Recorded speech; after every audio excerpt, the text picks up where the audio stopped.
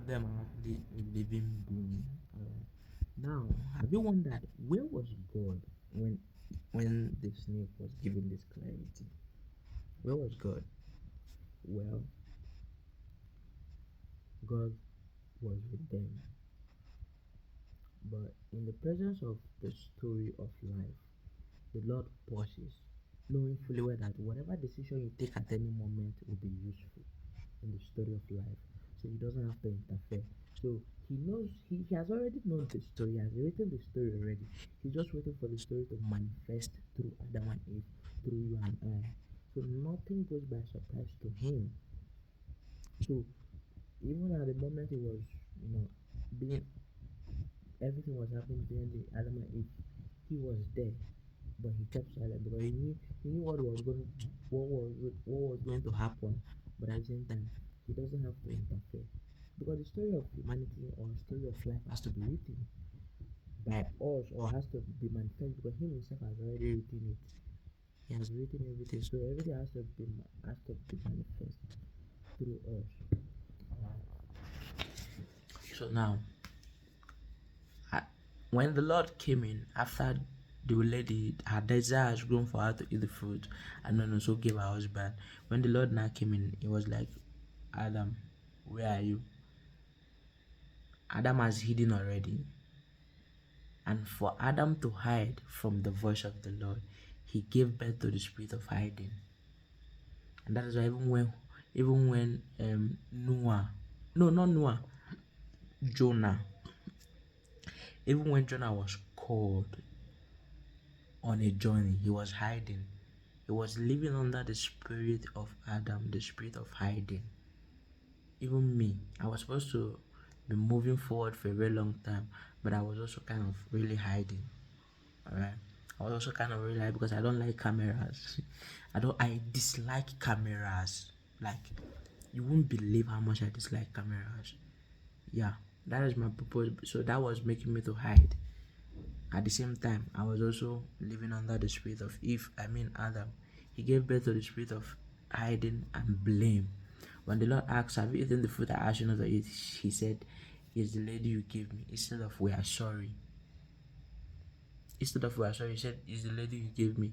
Automatically, he has given birth to the spirit of blame. That is why when both of you did something or you are two or something happened, you begin to, no, it's not me, oh, she's the one. It's not me, oh, he's the one. That is it. You are living under the spirit of Adam, the spirit of blame. So Adam gave birth to the spirit of blame and hiding. Jot it down anywhere you want to. Jot it down. Then Eve gave birth to the spirit of explanation, spirit of thought, spirit of um, desire, spirit of action, and then disobedience. Eve gave birth to five spirits.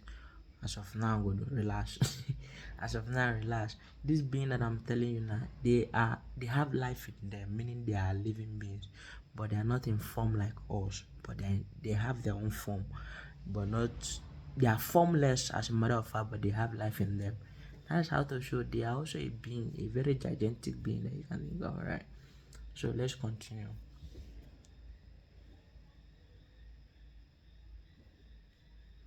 They are also a gigantic being, alright? That was a word that come in, but I needed to complete it so that even myself I don't get confused. Words are flowing. Now,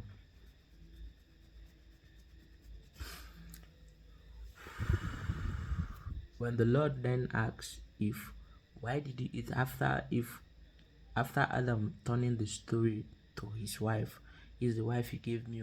Now the Lord asks her, if why have you done this? What did she say? She said it's the snake who deceived her. She said it's the snake who deceived her. Did you know that what she said that moment? She spoke a prophecy. The moment Eve said it was the snake who deceived her was a prophecy. But at that moment, it was declared lie. But at that moment, I declared that lie because truly, the snake never the snake never deceived her. That moment, the snake gave her clarity because the Bible never recorded when the snake told lie, because the snake said you will not certainly die, but you will not taste like God. And truly, when they ate the fruit, did they lie? Did they die? No. Didn't they know something like God? Yes, they did. So why would the snake be blamed? I mean, even if the snake has to be blamed, it's just the fact that why would you give them clarity? That is just it. Because the snake never lied. Whatever thing the snake said, everything the snake said was truth. Now, Eve herself not lied that the snake deceived her, forcing her to eat the fruit, but which never happened. The snake never forced her. The snake only told her the truth. Her desire to be like God made her to eat the fruit. So from that moment, because the snake was still little, so the snake never knew how to deceive. The snake never knew how to deceive. Now, when the snake now grew in the book of Revelation, when the spirit of that snake has grown in the book of Revelation, it becomes Leviathan, and the snake now has grown into godhood, making the snake knowing good and bad, making it to lie and then deceive.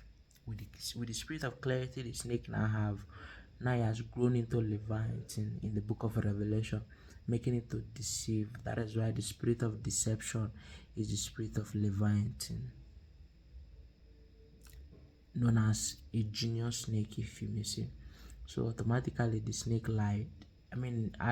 Eve lied against the snake that the snake forced her to eat it, of which the snake never forced her. The snake said the truth. Simple as that. Alright.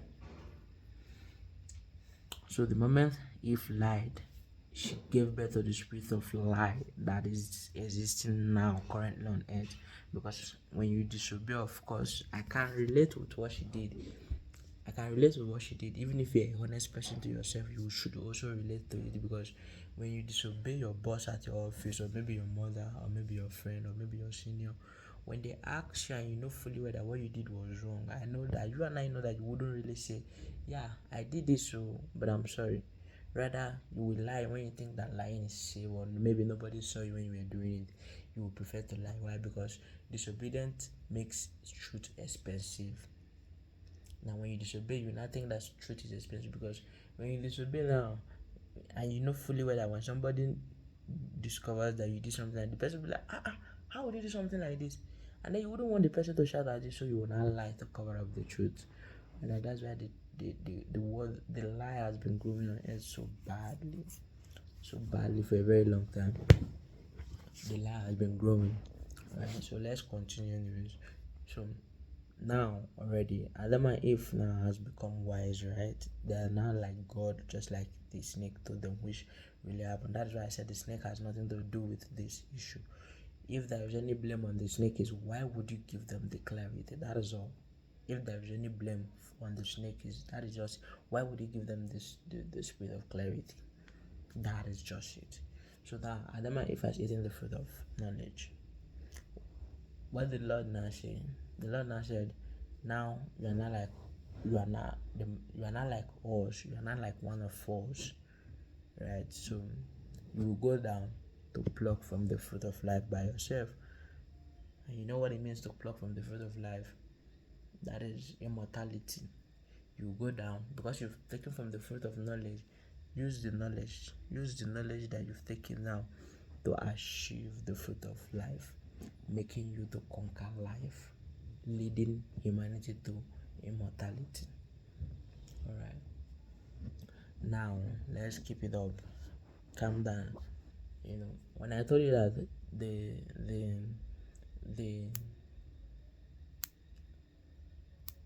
there is always a pride in knowing. So knowing comes with pride, truly. Knowing comes with pride. Knowledge comes with pride if you're not careful. So because you see, the Bible has never recorded when Adam and Eve said, Lord, we are sorry for what we did. But rather when the Lord said, leave the Garden of Eden, they automatically left. Why did they leave? They left because immediately of knowing truth, knowing knowledge, knowing things like God do, knowing the truth of life, the truth behind life, pride has already begun to grow in them, because there's always a pride in knowing. Pride began to grow. That is one of the things, that's one of the reasons why the Lord said, do not eat the fruit, because eating the fruit comes with a lot of consequences. And the Lord already knows it.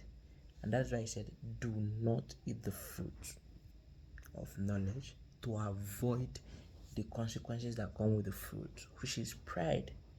Because pride, there is always pride in knowing something. I'm speaking from a place of experience. So do not eat the fruit, because he doesn't want to explain himself. The Lord doesn't want to explain himself, because even if he does, the early people will not understand. They left without even apology. They left without even God will assure you. They left. They left because already the spirit of pride is already growing.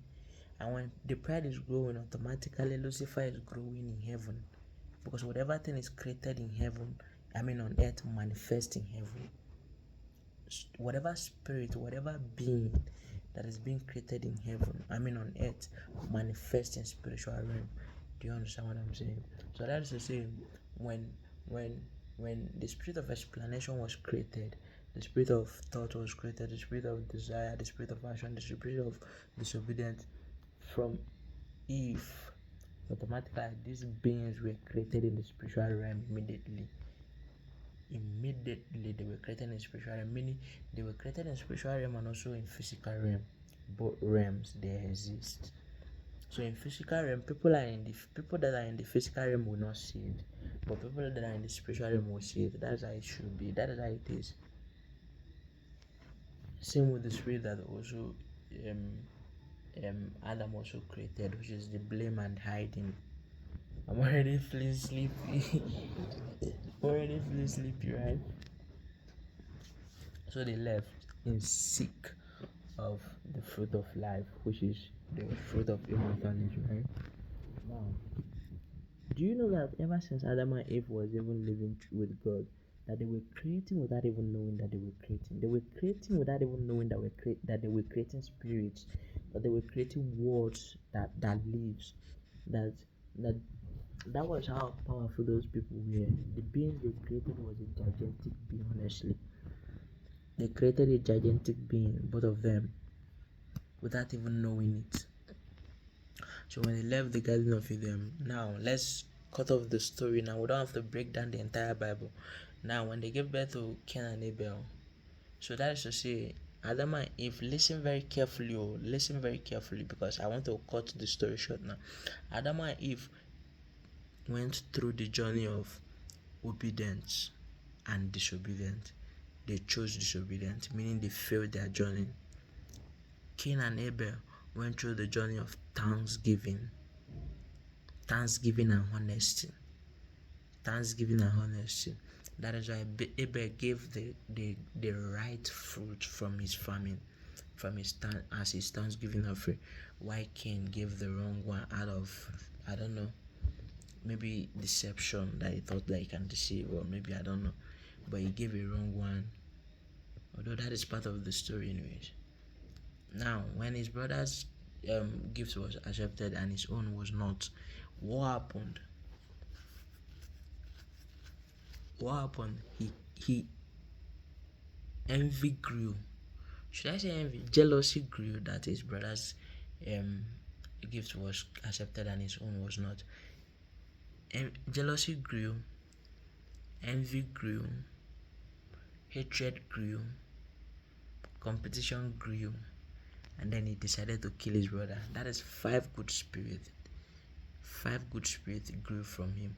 Jealousy, envy, competition, because he's already in competition with his brother, whose own would accept, whose own would not accept. The mindset of separation. He's my brother, he's Abel and I'm Cain. He didn't even see both of them as the same. Do you understand what I'm saying? Then he had the envy in him, or the bitterness in him, grew to the extent, especially he also gave birth to the spirit of bitterness. The bitterness that his offering was rejected grew so hard that he had to kill his brother. That is 5 evil spirits that he gave birth to. 5 evil spirits. 5 evil spirits: jealousy, envy, bitterness, competition, and then killing his brother. 5 evil spirits. While his brother Abel, in the other hand, gave birth to only the spirit of obedience. Obedience of giving the Lord the good, or should I say the spirit of thanksgiving. Exactly. Abel only gave birth to the spirit of thanksgiving, not obedience, sorry, but the spirit of thanksgiving. Because I was wondering, Abraham is the spirit of obedience. So Abel gave birth to the spirit of thanksgiving. So when you thank the Lord from the fruit, like from your heart, thank Him. Say, "Oh Lord, thank you." You are living under the fruit or the spirit of Abel. But when you feel other ones, maybe jealousy, envy, feeling competition with your brother, your anybody around you, or maybe you are having bitterness in you, or maybe and then you are speaking the word of death. You are living under the spirit of um, Cain. So that is to say, Cain created 5 evil spirits, while Abel created just one spirit of thanksgiving. Did you see the gap? So that is to say, in the journey of life, the dark part in the journey of life is leading the light with maybe 5, 6, or 7 gaps of spirits. We need to meet up. With the light, we need to really meet up, alright? Please, we really need to meet up. So now, after killing his brother, have you wondered what does it mean that the blood, after the flesh is dead, the spirit has returned, the soul has returned. The blood of Abel was crying out for justice. That is to say, everything back then was alive. Even your own blood is alive. Your own blood can speak without mouth. Life is deep. Even your own blood can speak without mouth, without form. You can imagine.